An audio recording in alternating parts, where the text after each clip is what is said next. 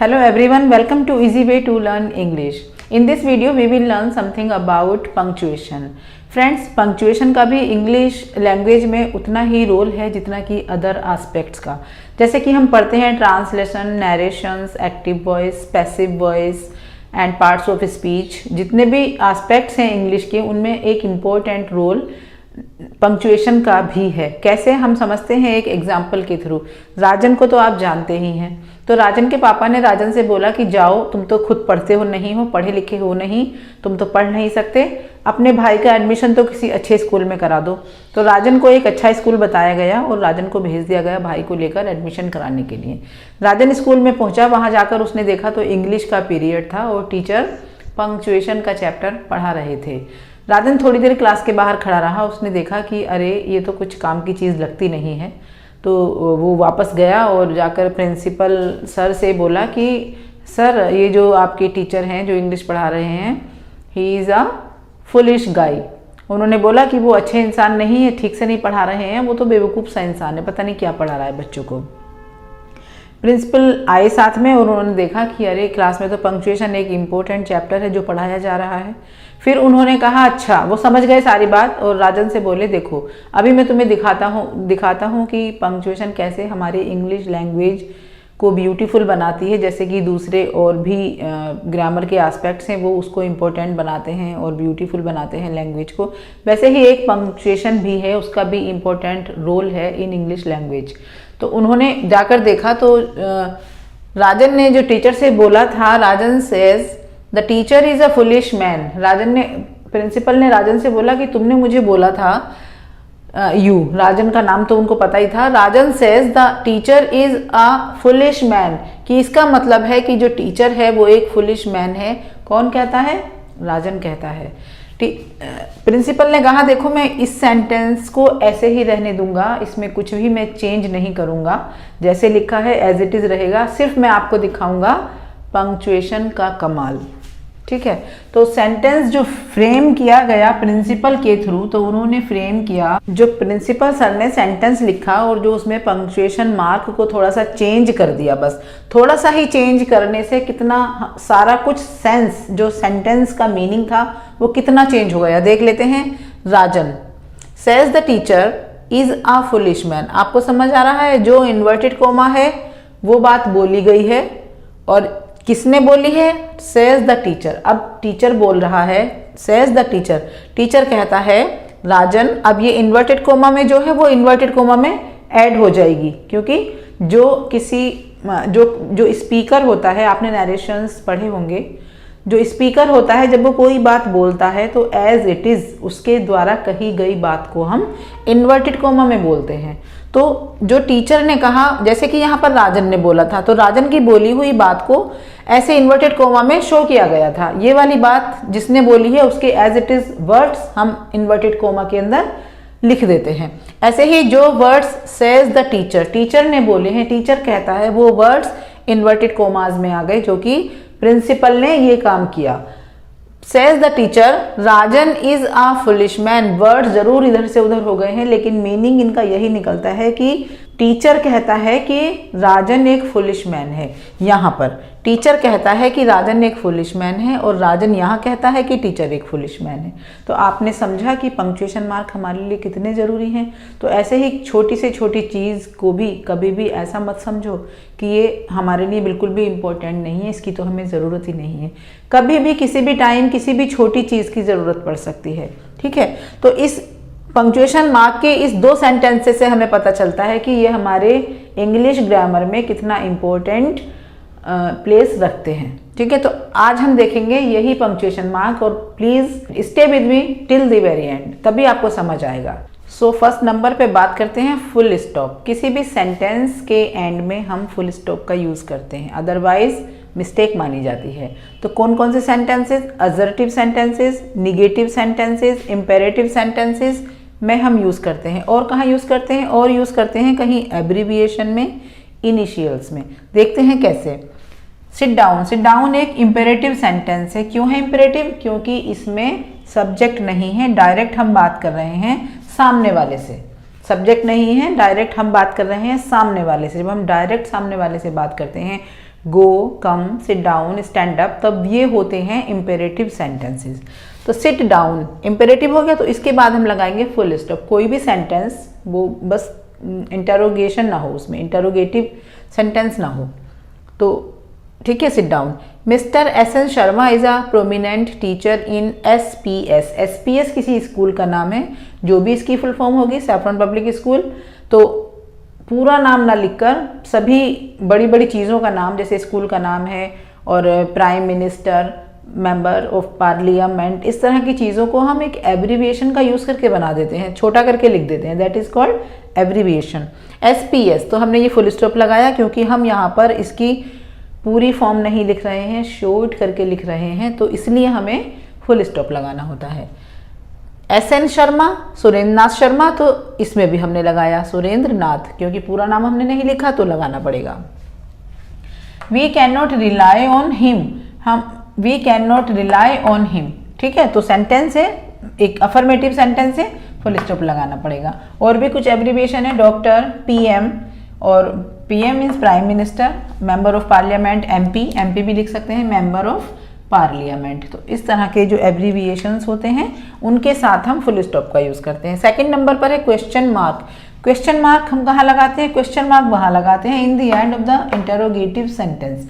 जब interrogative sentence का and होता है और क्वेश्चन वर्ड सेंटेंस के शुरू में होता है तो हम लगाते हैं इंटरोगेटिव सेंटेंस। जैसे कि इज एवरीथिंग ओके, क्या सब कुछ ठीक है? देखिए यहाँ पर एक एब्रीविएशन भी आ गया है यहाँ पर, ओके। ओके की फुल फॉर्म क्या होती है? ओके की फुल फॉर्म होती है ऑल करेक्ट। करेक्ट में सी आता है, ठीक पहचाना आपने, लेकिन फिर भी इसकी जो ये ऑल करेक्ट का ही एब्रीविएशन है। ऑल करेक्ट कहीं से बहुत घूम फिर कर आया है, उसको करेक्ट की स्पेलिंग में भी के लगा हुआ है, पर वो हम नहीं जाते वहाँ पर। ओके ऑल करेक्ट का ही एब्रीविएशन है, ठीक है। Did you go to school today, क्या तुम आज स्कूल गए थे? Did you go to school today, तो क्वेश्चन है, पूछा जा रहा है, then it will end with question mark. Now exclamatory mark, exclamation mark और एक्सक्लेमेटरी साइन, जिसको हम शो करते हैं उल्टे आई की तरह, पहले वन लाइन एंड देन नीचे फुल स्टॉप। कहाँ यूज करते हैं? In the end of each exclamatory sentence. जो भी एक्सक्लेमेशन होते हैं, जो शो करते हैं, खुशी की बात शो करते हैं, दुख की बात शो करते हैं, और काफ़ी मतलब जो बहुत जोर से, जैसे कोई बात, कोई न्यूज़ सुनकर हम उछल जाते हैं या दुखी हो जाते हैं, उस तरह की न्यूज़ हमारे जो फीलिंग्स हैं, जो हमारे एक्सप्रेशंस हैं, उनको शो करने के लिए इस साइन का यूज़ किया जाता है। जैसे हमने बोला what a beautiful butterfly is, कितनी वाव, कितनी ब्यूटीफुल बटरफ्लाई है। हम यहाँ पूछ नहीं रहे कि कितनी ब्यूटीफुल है, इतनी या इतनी, ऐसे हम नहीं पूछ रहे। हम पूछ रहे हैं, हम तो सिर्फ बोल रहे हैं what a beautiful butterfly is, की वाव कितनी ब्यूटीफुल बटरफ्लाई है। हम अपनी बात कह रहे हैं, हमने किसी से क्वेश्चन नहीं पूछा। तो यहाँ पर एक्सक्लेमेटरी साइन, क्वेश्चन पूछते तो क्या चेंज होता है इसमें चेंज होता कि जो लास्ट में वर्ब आई है वो क्वेश्चन वर्ड के जस्ट आफ्टर उसको आना था, व्हाट इज। ऐसी इसकी फॉर्मेशन नहीं है, इसका जो वर्ब है वो लास्ट में जा रही है, तो ये हुआ एक्सक्लेमेटरी सेंटेंस और यहाँ पर इस साइन का यूज होगा, ठीक है। वेल डन, बहुत अच्छा, मतलब किसी ने बहुत अच्छा काम कर दिया जी, well done, very good, excellent, then we use exclamatory sign. And so sad, कोई बहुत खराब न्यूज़ हमें मिली है तो हम क्या निकलता है एकदम से मुंह से? सो सैड, वेरी बैड, इस तरह के वर्ड्स निकलते हैं। तो ये अचानक से जो फीलिंग्स हमारी एक्सप्रेस होती हैं उनको उनके बाद में, जो सेंटेंस के बाद में जो हम यूज़ करते हैं, जब हम लिखते हैं, देन एक्सक्लेमेटरी साइन का यूज़ करते हैं। Next is semicolon. सेमीकोलन इस तरह का होगा जैसे कि फुल स्टॉप होता है और नीचे हल्का सा कोमा जैसा, कोमा लाइक, ये सेमीकोलन। सेमीकोलन कहाँ लगाते हैं? जस्ट इसका जो टाइम होता है, कितनी टाइम हमें रुकना है, कितना देर का हमें पॉज लेना है, जैसे हमने फुल स्टॉप में लिया था उससे जस्ट हाफ, फुल स्टॉप का जस्ट हाफ हमें पॉज लेना होता है। When you told me that you are not keen on these activities, I disappointed. I disappointed, अब I disappointed के बाद जो दूसरी बात हम कह रहे हैं, अब जहाँ पर हमें फुल स्टॉप से जस्ट हाफ पॉज लेना है, तो हम वहाँ सेंटेंस जब शुरू करेंगे नेक्स्ट वाला तो सेमीकोलन लगाएंगे, क्योंकि हमें ज़्यादा नहीं रुकना, हमें बहुत कम रुकना है। Therefore I decided to change my daily routine. Disappointed होने के बाद I decided to change my daily routine. When you told me that you are not keen, keen means होना है बहुत ज़्यादा किसी चीज़ के बारे में डिज़ायर रखना, चाहना किसी चीज़ के बारे में बहुत दिल से, मतलब किसी बात को इच्छा रखना किसी चीज़ की। Keen on these activities I disappointed, semicolon यहाँ आएगा। जो हमें अब दूसरी बात कहनी है। Therefore I decided to change my daily routine। एक और example, let's go to the library। It's the only place where I can fully concentrate। अब कहाँ पर हमने सेकंड बात जोड़ी है, जो दूसरा हमने क्लोज लिया है सेंटेंस में जो हमने एक दूसरी बात जोड़ी है, तो दूसरा क्लोज है वो क्या है, let's go to the library. यहाँ से हम दूसरी बात कर रहे हैं, तो यहाँ पर हम सेमीकोलन का यूज करेंगे, जो कि बहुत कम टाइम के लिए पॉज होता है। It is the only place where I can fully concentrate. ठीक है, अब एक और सेमीकोलन से भी एक छोटा पोज होता है, जो बिल्कुल छोटे टाइम के लिए हम रुकते हैं, सेमीकोलन से भी जस्ट हाफ, उसको कहते हैं कॉलन। ये वहाँ लगाते हैं जहाँ पर हम एक सेंटेंस के बाद उसी से रिलेटेड अचानक से हमें याद आ जाए कोई बात और हमें बतानी हो उसी सेंटेंस के बारे में, या अचानक से दूसरी बात याद आ जाए, तो वहाँ पर हम इसका यूज़ करते हैं। लवी ऑन्स 3 डॉग्स। लवी ऑन्स का मतलब होता है मालिक होना या हैज़, लाइक हैज़, पास होना। लवी ऑन्स 3 डॉग्स। अब सेमीकोलन लगाएंगे क्योंकि ज़्यादा रुकना नहीं है, एकदम से बताना है कि वो कौन कौन से डॉग हैं। Black, brown, white. ठीक है, Lovey has 3 dogs, black, brown, white, यहाँ पर आ गया कॉलन। ठीक है, कोमा हम पढ़ चुके हैं। कोमा ये है जो हमने बीच बीच में जो हम वर्ड्स को सेपरेट करने के लिए यूज़ करते हैं, that is called comma. I stopped to consider an important question। I stopped to consider an important question। क्यों? किसी चीज़ के बारे में अच्छा सा सोच रहे थे, तो हमने क्या किया, उसके बारे में रुके। Did I turn to faucet off? Faucet off का मतलब होता है चलते हुए नल को बंद करना, टैप बंद करना। Did I turn to faucet off? क्या मैंने नल बंद कर दिया था? तो हमने दूसरी बात यहाँ पर जोड़ी है, दूसरा सेंटेंस हमने यहाँ ऐड किया है, और साथ ही साथ ये क्वेश्चन मार्क का भी यूज हो गया है, because sentence is starting with question word did. तो I stop to consider an important question, did I turn to faucet off? क्या मैंने नल बंद कर दिया था? Quotation mark. Next is quotation mark. Quotation mark क्या होता है, और इसको कहते हैं इन्वर्टेड कोमा। इसको इन्वर्टेड कोमा में जब हम कोई बात लिखते हैं तो उसका मतलब होता है कि जो स्पीकर बोला है, जिसने ये बात कही है, एज इट इज़ हमने उसको इन्वर्टेड कोमा के अंदर रख दिया है। जैसे कि अभी हमने स्टार्टिंग में सेंटेंस को चेंज कर दिया था कि the Rajan says teacher is a foolish man, तो उसको इन्वर्टेड कोमा के थ्रू उसको बात के मीनिंग को गलत साबित कर दिया गया था। तो कोटेशन मार्क वही चीज़ होती है, इन्वर्टेड कोमा के अंदर हम रख देते हैं हूबहू कही गई बात को। Rajan's father said get a job. Rajan के पापा ने क्या बोला उनसे कि तुम भी जॉब कर लो, जाके जॉब ले लो कहीं। तो Rajan's father said get a job, तो गेट अ जॉब उन्होंने जैसे वर्ड्स बोले सेम एज हमने उसको इन्वर्टेड कोमा में रख दिए। आई sad get out from here, तो जो मैंने बोला वो इन्वर्टेड कोमा में आ गया। The next punctuation mark is which I have taken, that is apostrophe. Apostrophe का यूज कहाँ करते हैं, जब हमें कोई पोजीशन दिखाना होता है या हमें मिसिंग लेटर दिखाना होता है। पोजीशन मतलब ओनरशिप दिखानी होती है या मिसिंग लेटर दिखाना होता है। पहले हम देखते हैं ओनरशिप के बारे में, पोजीशन के बारे में। फादर्स नेम मीन्स जो पापा का नाम है, क्योंकि वो नाम पापा का है इसलिए यहाँ पर पोजीशन शो कर रहा है, ये वाला एपोस्ट्रोफी हमें पोजीशन शो कर रहा है। फादर्स नेम, जैसे बोलते हैं ना my father's name is, my sister's name is, my schools name is, तब वहाँ पर हम ये वाला एपोस्ट्रोफी यूज़ करते हैं का के लिए, पापा का, स्कूल का, मम्मी का। जो का सेंस है उसके लिए हम इस एपोस्ट्रोफी का यूज़ करते हैं। राजन्स ब्रदर, राजन का ब्रदर, पापा का नाम, इंडियाज टीम, इंडिया की टीम, माई सिस्टर्स डॉटर, मेरी सिस्टर की डॉटर। तो उस का और की के सेंस के लिए एपोस्ट्रोफी एस का यूज़ किया जाता है, जिसे कहते हैं पोजीशन शो करना। अब देखते हैं मिसिंग लेटर। जब भी हम कोई दो वर्ड आपस में जोड़ते हैं और उनमें से एक लेटर को मिस कर देते हैं, उसको हम नहीं लिखते, उसको स्किप कर देते हैं, तब वहाँ पर हम इस एपोस्ट्रोफी का यूज़ करते हैं। जैसे कि डजंट, डजंट की जो फुल फॉर्म है वो है डज नोट, तो ये शॉर्ट फॉर्म है किसकी, डज नोट की, उसका ये कॉन्ट्रैक्शन है। मैम, क्या वर्ड, क्या लेटर मिसिंग है, डी, मैडम, सही वर्ड तो मैडम होता है ना, मैम तो कर दिया गया है, उसका एब्रीविएशन मैम हो गया है। Couldn't, could not, O missing है यहाँ पर, तो जहाँ पर लेटर मिसिंग है उसी के प्लेस पर ऊपर की साइड इस कोमा को लगाते हैं, एपोस्ट्रोफी को लगाया जाता है। हैवंट, हैव, नोट, यहाँ पर ओ मिसिंग है तो हमने यहाँ पर एपोस्ट्रोफी लगाया है ऊपर। Did not, did not, O missing है, नोट में ओ मिसिंग है, डिडंट इसको बोलते हैं, डिडंट भी बोलते हैं, ठीक है। Next is comma. कोमा का यूज़ कहाँ करते हैं, कोमा का तो बहुत ही सेंस में बहुत ज़्यादा इसका यूज़ किया जाता है। जब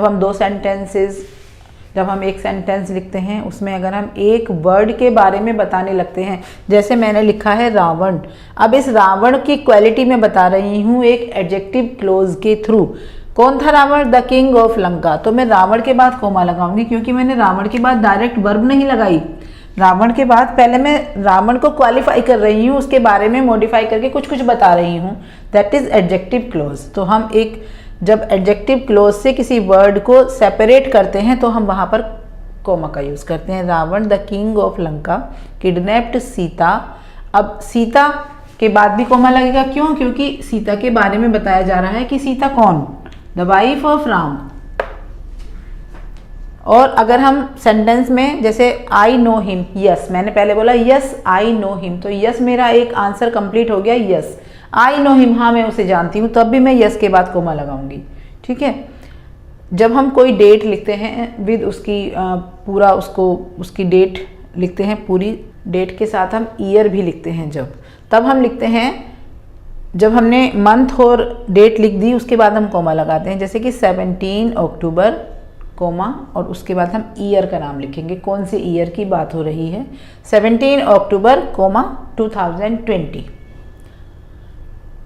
the evil spirit, the evil spirit, अब इविल स्पिरिट के बारे में बताऊंगी मैं, who had only seen by Vikalp, जो सिर्फ विकल्प ने ही देखी थी। The evil spirit, evil spirit मतलब कोई भी भूत प्रेत आत्मा, डरना मत, दिखती नहीं है वो, होती नहीं है, वैसे मैंने सेंटेंस बनाया है पर आप डरना मत। The evil spirit who had only seen by Vikalp, जो विकल्प ने देखी थी, डिसअपियर्ड फ्रॉम साइट, ठीक है।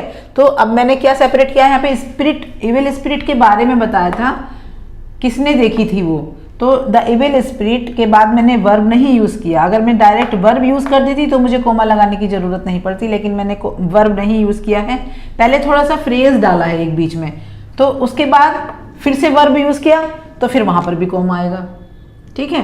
The evil spirit who had seen by Vikalp disappeared from sight, to separate adjective clause and main clause, two clauses को जब हम सेपरेट करते हैं तो वहाँ पर कोमा का यूज़ करते हैं। कैपिटल्स, कैपिटल्स का मतलब कैपिटल लेटर, कैपिटल लेटर हम कहाँ कहाँ यूज़ करते हैं, कैपिटल लेटर सबसे पहले तो यूज़ करते हैं जब हम किसी का नेम लिखते हैं, अपना नाम, आपका नाम, किसी का भी नाम जब हम लिखेंगे तो हम कैपिटल लेटर से स्टार्ट करेंगे। और कोई भी प्रॉपर नाउन, जैसे किसी मॉन्यूमेंट का नाम है या किसी बिल्डिंग का नाम है या हमारा अपना खुद का नाम है, ये भी प्रॉपर नाउन है, तो उसको भी हम स्टार्ट करेंगे कैपिटल लेटर से। और अगर हमें लिखना है, सेंटेंस को स्टार्ट करना है, जब सेंटेंस को स्टार्ट करेंगे तो first letter will be capital letter. और हम यूज़ करेंगे सेंटेंस के स्टार्टिंग में, प्रॉपर नाउन में, अगर कहीं सेंटेंस के बीच में फुल स्टॉप आ गया, अगेन हम नेक्स्ट सेंटेंस शुरू कर रहे हैं, तब भी हम उसको कैपिटल लेटर से यूज़ करेंगे। India has produced many great leaders, India हमने कैपिटल से स्टार्ट किया है, इसके दो रीज़न है। पहला तो ये फर्स्ट लेटर है सेंटेंस का, तो होना ही था कैपिटल से स्टार्ट। दूसरा, ये एक प्रॉपर नाउन है, प्रॉपर नाउन मीन्स ये हमारी कंट्री का नेम है, कोई एक नेम है जो कि यूनिक है, जो मतलब कंट्री तो बहुत सारी होती हैं लेकिन उनमें से एक इंडिया, तो उसके लिए हम प्रॉपर नाउन की वजह से हम इसको यूज़ करेंगे कैपिटल लेटर से, और वैसे भी फर्स्ट लेटर है, होना ही था। फर्स्ट लेटर भी है और प्रॉपर नाउन भी है। टाइटल अगर हम कोई लिखते हैं, जैसे मैंने लिखा द ग्रेट इंडिया, तो टाइटल के जो लेटर्स होंगे फर्स्ट लेटर वो कैपिटल होंगे। The great India, times of India, उसमें हम प्रेपोजिशन या आर्टिकल कोई आता है तो उसको स्मॉल से बना देते हैं। यहाँ पर तो आर्टिकल ही पहला वर्ड है तो इसलिए उसको हमने कैपिटल से लिखा है, बट अगर बीच में आता है कोई आर्टिकल या प्रेपोजिशन तो उसको स्मॉल से लिख सकते हैं। टाइम्स ऑफ इंडिया स्मॉल से ही लिखेंगे। ये एक न्यूज़पेपर का नाम है क्योंकि ये भी यूनिक है, एक ही है, ये एक प्रॉपर नाउन भी है और टाइटल भी है, तो ये हो जाएगा कैपिटल से लिखेंगे इसको। कोई भी एब्रिविएशन देने के लिए, किसी का नाम लिखने के लिए, जैसे मोहनदास करमचंद गांधी, महात्मा गांधी, उनके लिए हम Mohandas M capital, Karamchand K capital और गांधी का G कैपिटल, इस तरह से लिखेंगे। गॉड का नाम जब भी हम लिखेंगे, कहीं भी आपको नोटबुक में या कहीं भी गॉड लिखना हो तो प्लीज़ उसको स्मॉल से ना लिखें, वो कैपिटल से ही लिखा जाता है। आई कहीं भी सेंटेंस के बीच में आता है, आई पर्सनल प्रोनाउन फर्स्ट पर्सन, उसको हमेशा कैपिटल में लिखिए, बिल्कुल भी स्मॉल मत बनाइए। भले ही ये वहाँ पर एक ही लेटर होता है फिर भी ये आई स्मॉल कैपिटल से बनेगा, कैपिटल ही बनेगा। Number 4, each line of poetry, कभी भी आपने पोएट्री पढ़ी होगी तो उसकी जो हर एक लाइन जब वो स्टार्ट होती है तो वो कैपिटल लेटर से स्टार्ट होती है। इनसाइड कोटेशन मार्क, ये जो कोटेशन मार्क इन्वर्टेड कोमा होता है जो कि हम उसमें यूज़ करते हैं नरेशंस में, डायरेक्ट एंड इनडायरेक्ट नरेशंस में, तो उसमें जब हम इन्वर्टेड कोमा में कुछ लिखते हैं तो वो हमेशा कैपिटल लेटर से स्टार्ट होगा। That's all for today. I hope you understood today's lesson and thank you so much for staying with me till the very end. I will be back soon. Till then, keep shining, keep learning and keep growing. Bye.